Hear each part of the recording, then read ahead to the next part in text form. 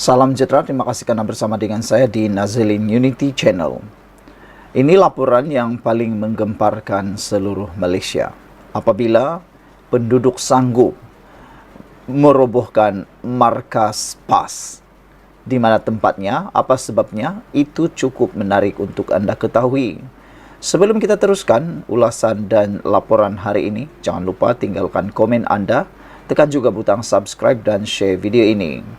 PAS, parti yang semakin hari semakin tidak berhaluan, kata netizen.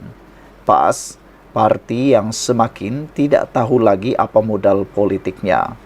PAS yang semakin hari semakin mula kehilangan kepercayaan daripada penyokong akar umbinya. Hari ini, sekali lagi penduduk di sebuah Dewan Undangan Negeri melakukan tindakan yang amat mengejutkan Malaysia. Penduduk Dewan Undangan Negeri Salor protes sehingga merobohkan markas PAS. Penduduk di Mukim Beta Hulu, Dewan Undangan Negeri Salor di Kelantan bertindak merobohkan markas PAS dan pejabat penghulu sebagai tanda protes terhadap kerajaan negeri dan wakil rakyat yang dikatakan tidak mendengar keluhan mereka. Beberapa video beredar di media sosial memaparkan pejabat penghulu dirobohkan menggunakan jentera berat.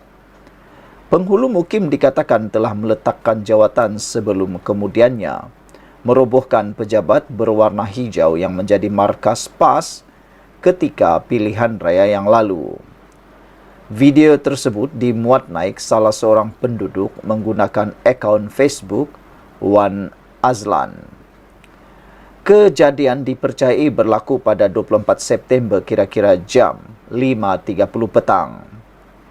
Menurut video itu, sekarang ini adalah kerja-kerja merobohkan pejabat penghulu Mukim Beta Hulu serentak dengan peletakan jawatan penghulunya. Hasil daripada desakan, suara hati penduduk yang tidak berpuas hati dengan wakil rakyat yang dikatakan tidak menjadi pohon rendang untuk rakyat tumpang berteduh dan suara-suara rakyat dipinggirkan. Maka hari ini, sebahagian daripada kami, penduduk Beta Hulu, tidak mewakili mana-mana individu atau agensi berkepentingan. Ini adalah suara rakyat, katanya dalam video dilihat Harapan Daily.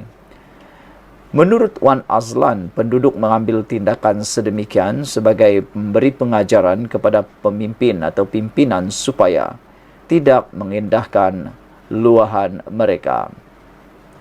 Jadi tindakan ini diambil untuk memberi pengajaran kepada pimpinan bahawasanya rakyat, walaupun kami orang bodoh duduk kampung, tapi apabila kami bersuara, inilah yang berlaku, katanya lagi. Adon Salor ialah Saizul Ismail daripada PAS. Dewan Undangan Negeri tersebut berada di bawah Parlimen Kubang Krian yang kini disandang Timbalan Presiden PAS Datuk Seri Tuan Ibrahim Tuan Man. Saudara-saudara sekalian, rupa-rupanya kawasan Salor ini, Dewan Undangan Negeri Salor ini berada di bawah Parlimen Kubang Krian yang kini disandang Timbalan Presiden PAS Datuk Seri Tuan Ibrahim Tuan Man. Pastinya ini memberikan tamparan yang memalukan buat Timbalan Presiden PAS ini. Sekian dulu untuk kali ini. Jangan lupa tinggalkan komen anda. Salam sejahtera. Terima kasih karena bersama dengan saya di Nazilin Unity Channel. Hari ini kita dikejutkan satu lagi tindakan Parti Bersatu Perikatan Nasional yang agak keterlaluan. Sehingga pemimpin UMNO Puat Zarkasi mengatakan bahawa Bersatu kini mempunyai ramai belaci tak berilmu. Menjawab laporan polis yang dibuat Perikatan Nasional berkait dengan lawatan Barisan Nasional ke China. Sebelum daripada itu, hari ini Perikatan Nasional telah membuat laporan polis mendakwa ahli MKT UMNO menyebar komunisme. Apabila Perikatan Nasional membuat laporan polis ini, netizen membuat komen yang agak lumayan hebatnya terhadap Perikatan Nasional. Ada antara komen netizen mengatakan bahawa what a joke when political party behave this way, all credibility is lost, kata open-minded. Seorang lagi anak JB kata, bagaimana pula dengan lawatan-lawatan orang-orang besar di Malaysia berjumpa bersidang dengan ketua-ketua parti komunis? Kenapa tiada laporan polis untuk hal demikian? Ada juga yang menulis, mereka kata, bukankah Perikatan Nasional baru-baru ini pun ada berjumpa dengan pemimpin-pemimpin daripada belah sana? Jadi, kenapa mereka berfikiran seperti ini? Black Panther kata, kenapa pengetahuan orang-orang dewasa ni cetek macam katak? Green Moss kata, adoi apalah bangang sangat, tak ada kerja lain lagi kah? Kalau kau pergi zoo tengok beruk, takkanlah kau nak jadi beruk.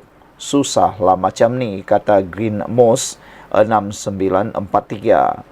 Purple Mouse 778 kata, pergi China menuntut ilmu, nampak sangat bersatu, hilang arah dan modal. Nak bodohkan pengundi-pengundi itu, agak-agaklah, kata Purple Mouse.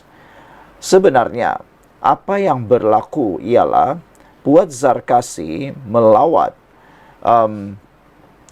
negara China bukan untuk menyebar komunisme, tetapi Muhammad Puat Zarkasi menyangkal dakwaan Perikatan Nasional yang lawatan sambil belajarnya ke China mempunyai kaitan dengan ideologi komunisme. Menyifatkan tuduhan itu sebagai melampau, Puat berkata, lawatan itu adalah sempena 50 tahun hubungan Malaysia dan China dan bertumpu kepada soal pemodenan China dan cara negara itu memilih dan melatih pemimpin. Para belaci bersatu ni memang tidak tahu di China wujud ribuan sekolah politik, termasuk di Majlis Perbandaran. Ia lengkap dengan hotel sampai bertaraf 5 bintang. Maka kebanyakan persidangan dan perbincangan dibuat di bilik kuliah di sekolah politik ini.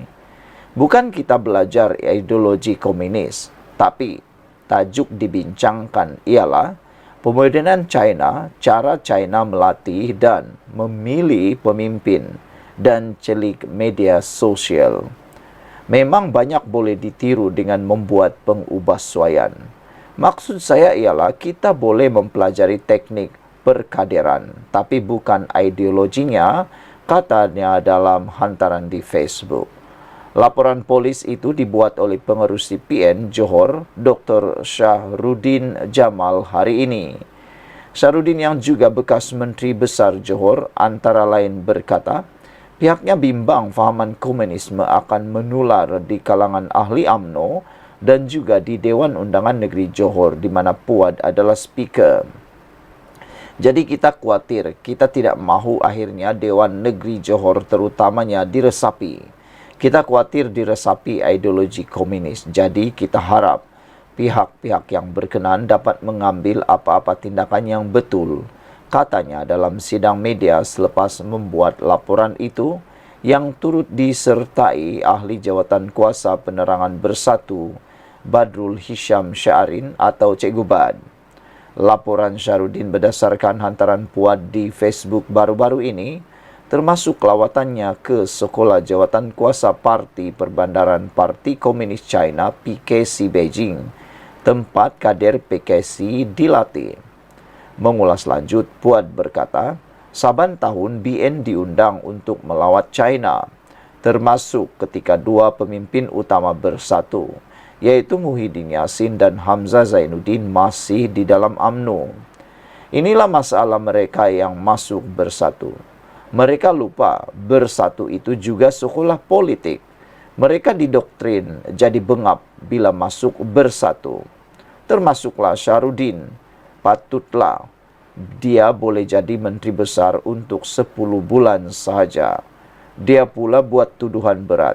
tuduh saya akan sebarkan ideologi komunis di Dewan Undangan Negeri Johor.